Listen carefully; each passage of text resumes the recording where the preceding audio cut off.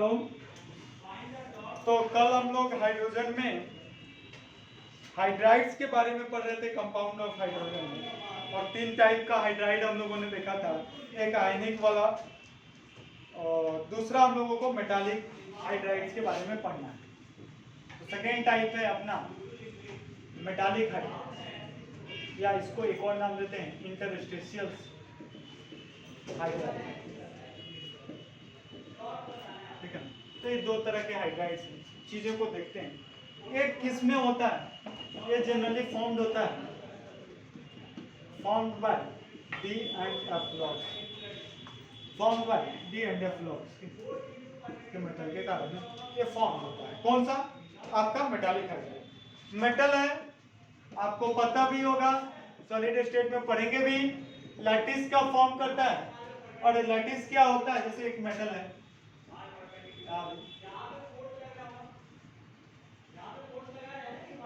Metal है यहाँ पे, फिर से मेटल,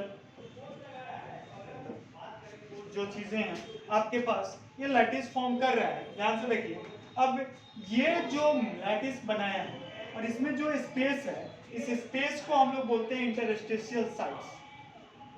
ठीक है ना, इंटरस्टेशियल साइट्स सॉलिड स्टेट में आप जानेंगे। ठीक है, इंटरस्टेशियल साइट्स। तो इस पोजीशन को इंटरस्टेशियल साइट्स बोलते हैं। तो लिखना क्या है आपको कि हाइड्रोजन, क्या लिख लो मैं, hydrogen due to its small size, hydrogen due to its small size, due to its small size. ठीक है, स्मॉल साइज क्या हो जाएगा, occupies some of interstitial sites,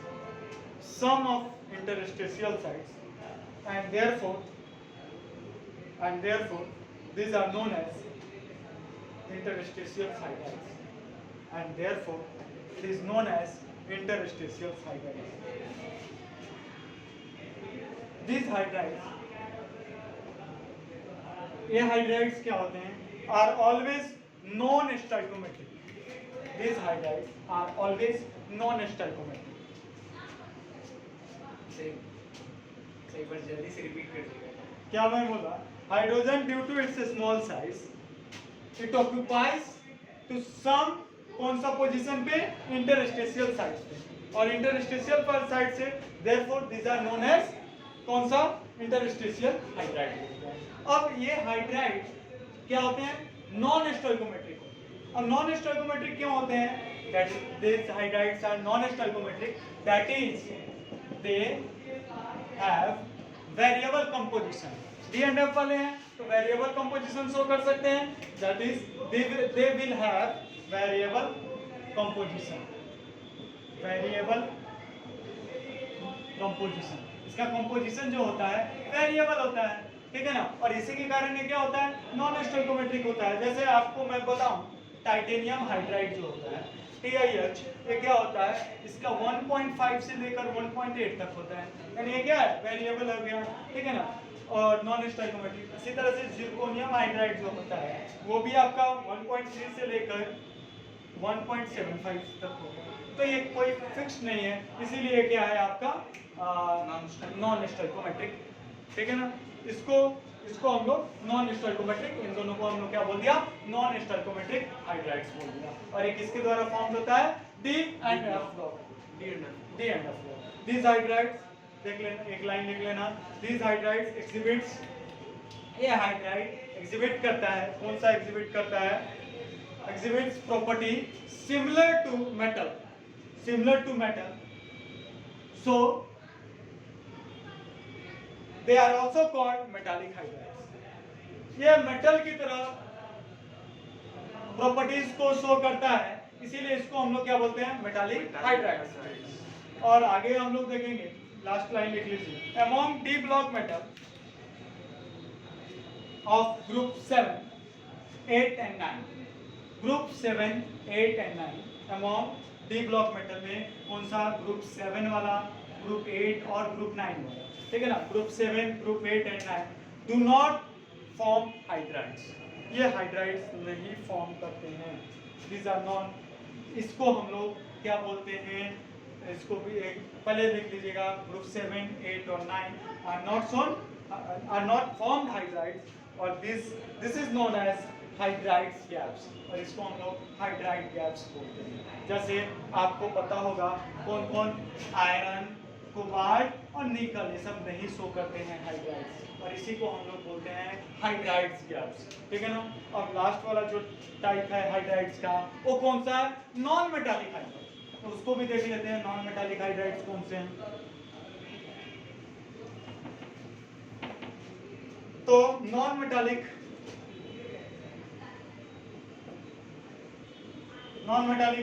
show करता है, नॉन मेटालिक कोवेलेंट हाइड्राइड्स,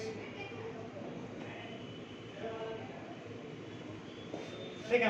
तो ये क्या होता है? Formed by non metals, that is formed by non metal के द्वारा फॉर्म होता है, और कौन से ब्लॉक के? पी ब्लॉक के द्वारा होता है जनरली, पी ब्लॉक एलिमेंट्स, और इसमें एक्सेप्ट नोबल गैस नहीं कर सकते। पी ब्लॉक एलिमेंट्स शो करेगा और एक्सेप्ट नोबल गैस को छोड़कर, ठीक है ना, ये सब शो करते हैं। तो चलिए आगे की बातें हम करते हैं। कोवेलेंट हाइड्राइड्स में 3 तरह के होते हैं। कोवेलेंट हाइड्राइड्स सिंपल सा है, कोवेलेंट हाइड्राइड्स को हम लोग 3 तरह से बात कर सकते हैं। कोवेलेंट हाइड्राइड्स, ठीक है। कोवेलेंट हाइड्राइड्स में एक हो जाएगा इलेक्ट्रॉन डेफिशिएंट हाइड्राइड,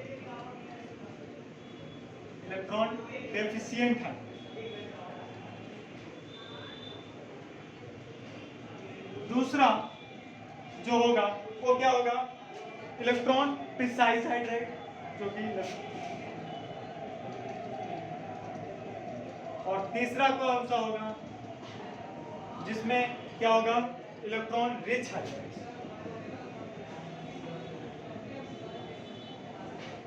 तीन हाइड्राइड हुए, एक हो गया इलेक्ट्रॉन डेफिशिएंट, इलेक्ट्रॉन प्रिसाइज, और एक इलेक्ट्रॉन रिच हाइड्राइड। अब देखो, जो हमारा इलेक्ट्रॉन डेफिशिएंट वाला होता है वो कौन सा शो करता है?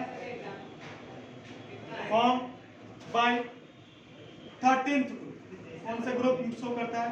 13th group, form by 13th group. और देखो, जब ये इलेक्ट्रॉन डेफिशिएंट है, दैट मीन टू से क्या है? ये electron do not follow Lewis octet rule, यानी इसमें हम लिख सकते हैं do not follow Lewis octet rule. Lewis octet rule नहीं फॉलो करेगा, ठीक है ना। और जब लुईस ऑक्टेट रूल नहीं फॉलो करेगा, ठीक है ना, तो इसका मतलब क्या हो गया? They have less than 8 electron in its valence. इसका मतलब क्या हो गया? They have less than 8 electron in their balance. अपने बैलेंस में 8 से कम इलेक्ट्रॉन होता है, ठीक है ना। जैसे एग्जांपल आपको मैंने बताया भी है, एग्जांपल में अगर देख लिया जाए AlAs3 BS3, याद है ना, इलेक्ट्रॉन कम है इसमें, ठीक है ना। और ये इसके कारण इलेक्ट्रॉन कम है, तो इलेक्ट्रॉन पेयर एक्सेप्टर होगा, ठीक है ना। कैन एक्सेप्टेड, तो एक्सेप्ट करेगा इलेक्ट्रॉन पेयर, तो किसकी तरह बिहेव करेगा? Can act as a Lewis acid. कोई दिक्कत? लुईस एसिड की तरह। जैसे मैं BS3 को बोलूं या AlS3 को बोलूं या BS3 को बोलूं, आपको पता है इसमें कितने इलेक्ट्रॉन है BS3 में? B, H और H। एक इस तरह से रहता है, डाइमर का फॉर्म करता है, याद होगा अभी हाल फिलहाल में हम लोग पढ़े भी थे। डाइमर का B2H6 के फॉर्म में रहता है BS3। क्या हो जाएगा आपका? BH, ठीक है ना, H, और फिर से क्या बना लेगा? ये डाइमर का फॉर्म कर लेगा, ठीक है ना। कुछ गड़बड़ हो गई।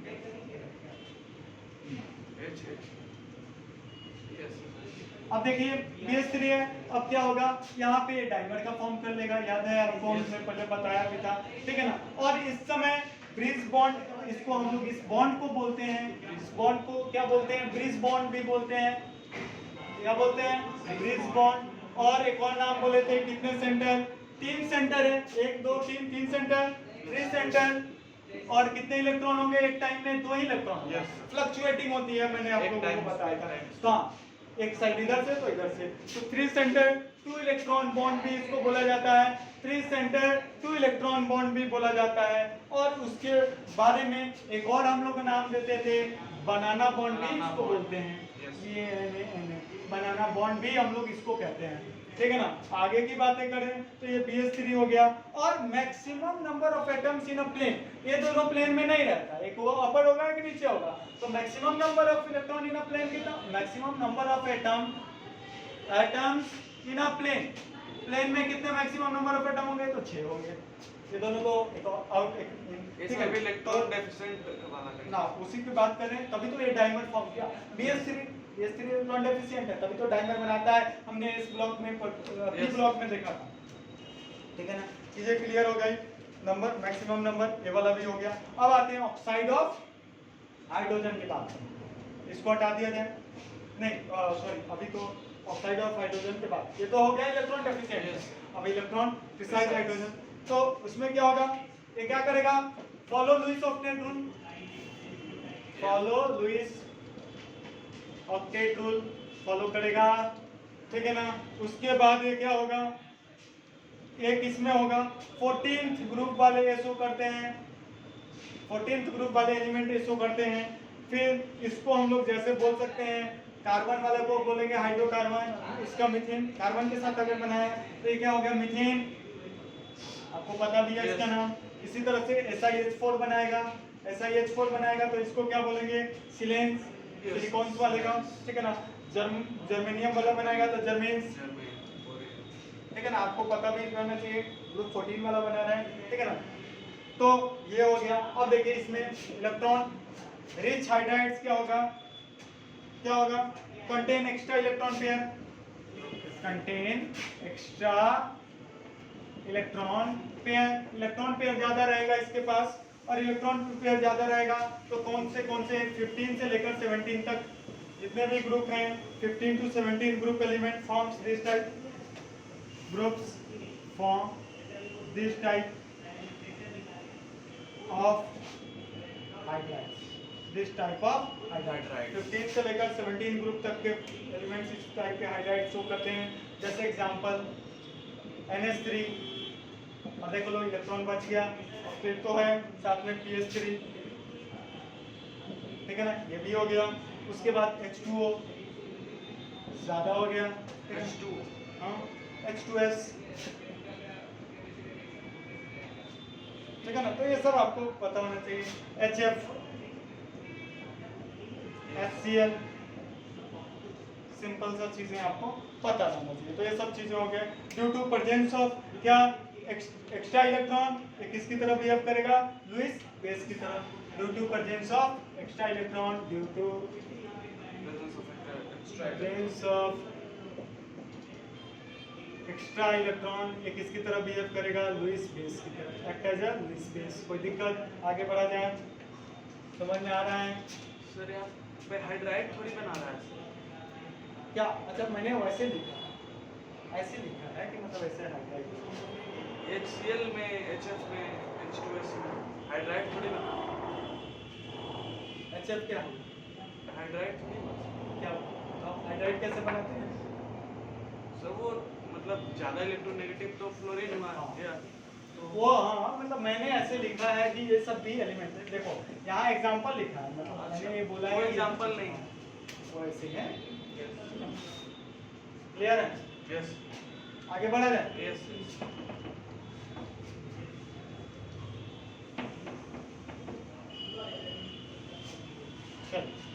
नेक्स्ट है ऑक्साइड ऑफ हाइड्रोजन, क्या पढ़ेंगे, ऑक्साइड ऑफ हाइड्रोजन।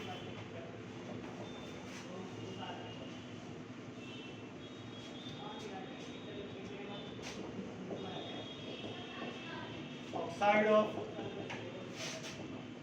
हाइड्रोजन, इसमें दो तरह के H2O और एक हम लोग को पढ़ना है H2O2,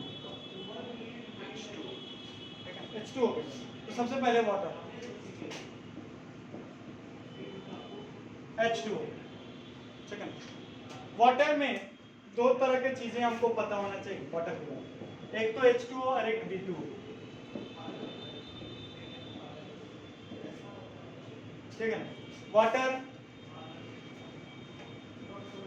18, फिर आपको आते हैं हेवी वाटर,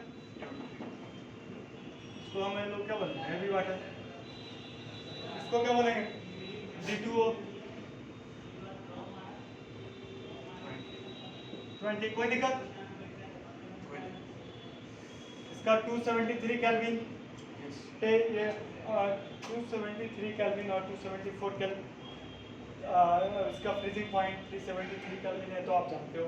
ठीक है ना, उसी तरह से इसका 274 केल्विन मैं लिख दे रहा हूँ, 273 केल्विन इसका से लेकर 373 केल्विन तक होता है ना। और ये होता है 274 केल्विन से लेकर 374, 1 डिग्री का होता है। हाँ 376 तक, सॉरी। आगे आइए, स्ट्रक्चर ऑफ वाटर के बारे में हम लोग पढ़ेंगे।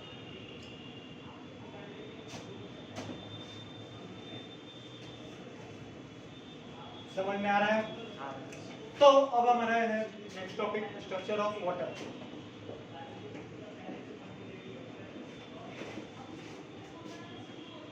स्ट्रक्चर ऑफ वाटर की बात करें तो एक होता है गैस, स्टीम, ठीक है ना, गैस, एक लिक्विड दैट इज वाटर, और एक हमारा सॉलिड दैट इज आइस। ठीक है ना, तो ये क्या है, गैस जो होता है डिस्क्रीट यूनिट्स होता है वाटर का, discrete units of H2O molecule. ठीक है ना, इसी तरह से अब देखो इसको हम समझाते हैं। पहले देखो आपको पता है OH, ठीक है ना, हम कौन सी बात कर रहे हैं, स्टीम वाले केस में। OH में लोन पेयर बच गया, पता है ना, लोन पेयर का रिपल्सन, लोन पेयर का रिपल्सन, और लोन पेयर का रिपल्सन, और हाइब्रिडाइजेशन इसका कितना होता है sp3 आपको पता है। ठीक है ना, लोन पेयर रिपल्सन के कारण इसका शेप क्या होता है, बेंड कर जाता है, बेंड V शेप का। ठीक है ना, और क्या होता है बाबू, एंगुलर स्ट्रक्चर भी बोल सकते हैं, एंगुलर स्ट्रक्चर, और इसको प्लेनर भी बोलते हैं। और लोन पेयर रिपल्सन के कारण इसका बॉन्ड एंगल होता है 104.5 डिग्री। ठीक है ना, ये आपका डिस्क्रीट यूनिट इसके होंगे। इसी तरह से इसमें क्या होता है, लिक्विड वाले में water molecules are bonded together,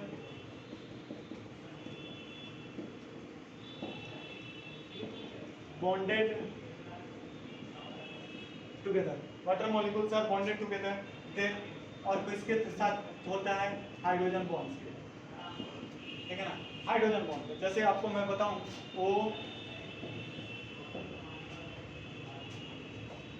OH2O है ना, H2O दोनों पैर ऊपर दे दिया। ठीक है ना, फिर ऊपर से O,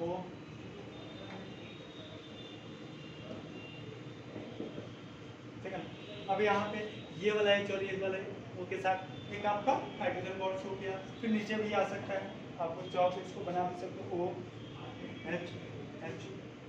ठीक है ना।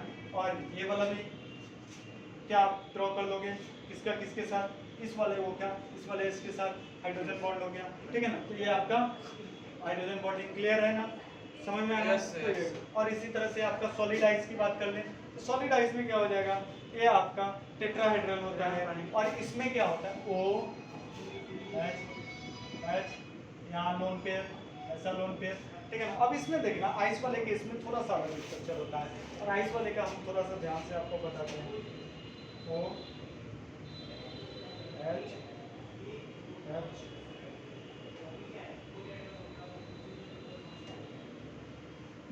इसके साथ मैं इसको हटा भी दूं तो कोई टेंशन नहीं। वो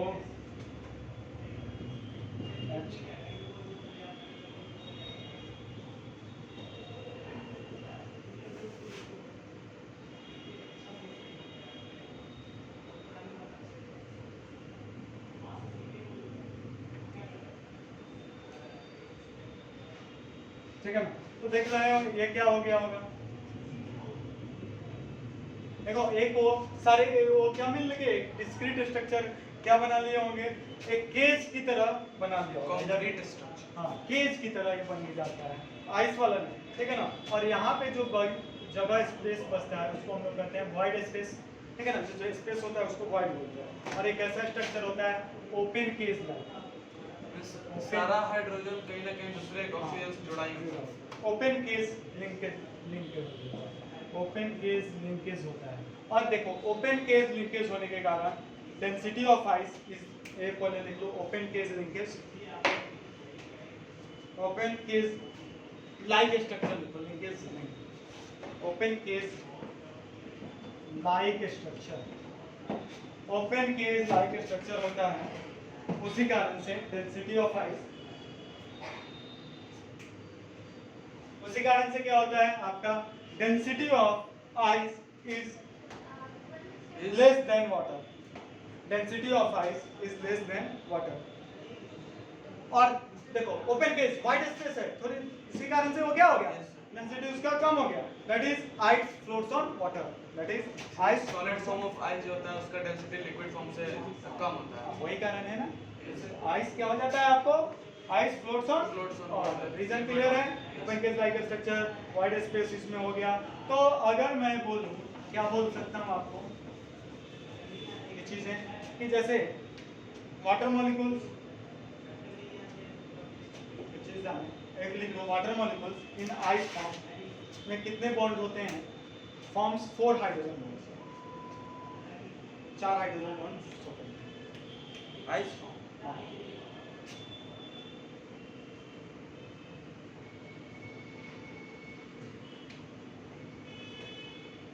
अब देखो सेम मास के लिए, और same mass for same mass, मान लो मैं कह रहा हूँ 18 ग्राम, ठीक है ना, मास, ठीक है ना, सेम मास लिया। तो volume of ice, volume of ice कैसे निकालोगे बाबू, 18 gram by density of ice, कह सकते हो ना वॉल्यूम निकालने के लिए। और यहाँ volume of water, volume of water के लिए क्या करोगे, 18 बाई डेंसिटी ऑफ, यहाँ वाटर हो जाएगा। अब हम लोग जानते हैं डेंसिटी ऑफ वाटर बड़ा होता है as compare to density of ice.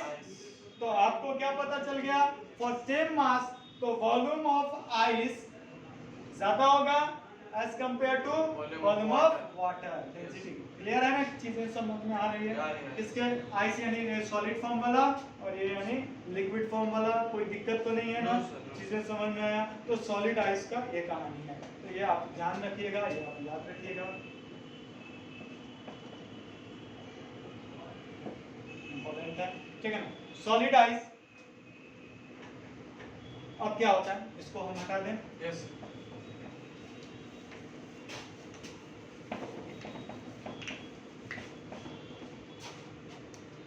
Solid ice की बात करें, अपना सॉलिड आइस, ठीक है ना, 1 bar and 0 degree centigrade normal हो गया, ये हेक्सागोनल लैटिस बनाता है, हेक्सागोनल लैटिस का at 0 degree temperature, at 0 degree, solid ice 0 degree है, ठीक है ना। और उससे बहुत लो पे चला गया आइस, वेरी लो टेम्परेचर पे, या लो टेम्परेचर बोल, एट लो टेम्परेचर यानी 0 डिग्री से पीछे, ठीक है ना। तो क्या हो जाएगा, ये क्यूबिक लैटिस बनाता है, ये आपको पता होना चाहिए, क्यूबिक लैटिस बनाता है, ठीक है, ये भी आपको। अब देखिए डेंसिटी ऑफ वाटर की बात करें तो ये भी आप लिख लो, density of water,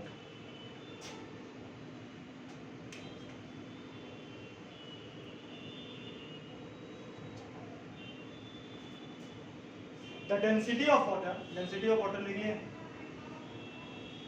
yes sir, density of water is maximum density of water is maximum, किस पे होता है maximum? At 4 degree centigrade. Density of water is maximum at 4 degree centigrade. कितने पे होगा? 4 डिग्री सेंटीग्रेड पे मैक्सिमम होगा।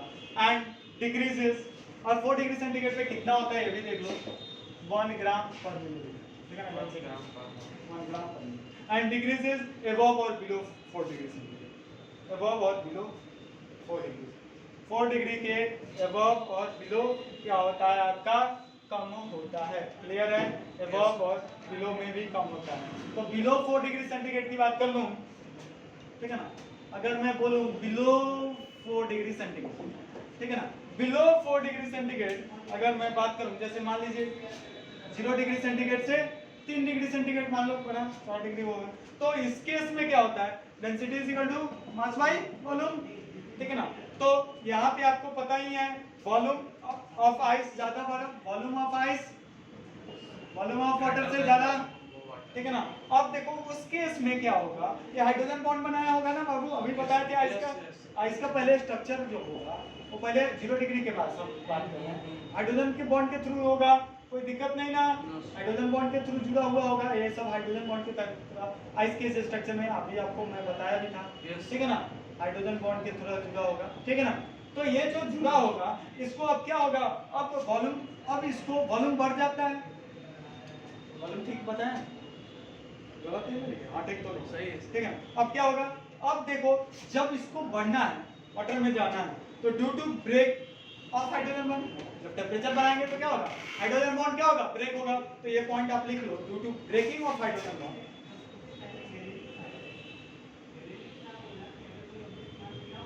on increased temperature, on increased temperature,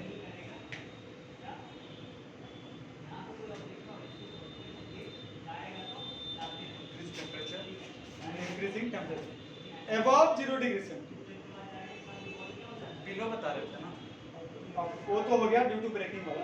अब above 0 degree centigrade तो, और below 4 डिग्री ना, कहाँ तुम्हारा ध्यान, बिलो 4 डिग्री बता रहे थे, अब above 0 डिग्री सेंटीग्रेड की बात हो, समझना, बिलो 4 डिग्री की बात हम कर रहे हैं। तो above 0 degree centigrade the water molecules come together and decrease the volume of the water, समझ में आया? वाटर को क्या हो जाता है, वो डिक्रीज हो जाता है। क्यों डिक्रीज हो जाता है? 4 डिग्री सेंटीग्रेड से नीचे क्यों डिक्रीज होता है, ये क्लियर है, 0 डिग्री से। Therefore density increases at 4 degree centigrade, therefore density increases at 4 degree centigrade पे इंक्रीज हो जाता है। above 4 पे क्या होगा, above 4 डिग्री सेंटीग्रेड पे अब आपको पता है लिक्विड फॉर्म में है वाटर, यस सर, वाटर क्या है लिक्विड फॉर्म में, आपको भी पता है H2O, लेकिन वहाँ केस लाइक नहीं है, वहाँ तो इसी तरह से बना होगा, है ना। यस तो एक इस तरह से हाइड्रोजन बॉन्ड के थ्रू बना होगा। तो above 4 डिग्री सेंटीग्रेड क्या होगा, above 4 degree centigrade the hydrogen bond present in water,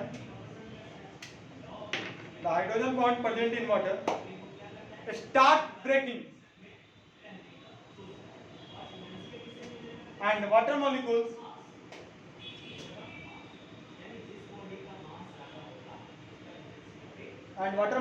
start separately, thereby increase the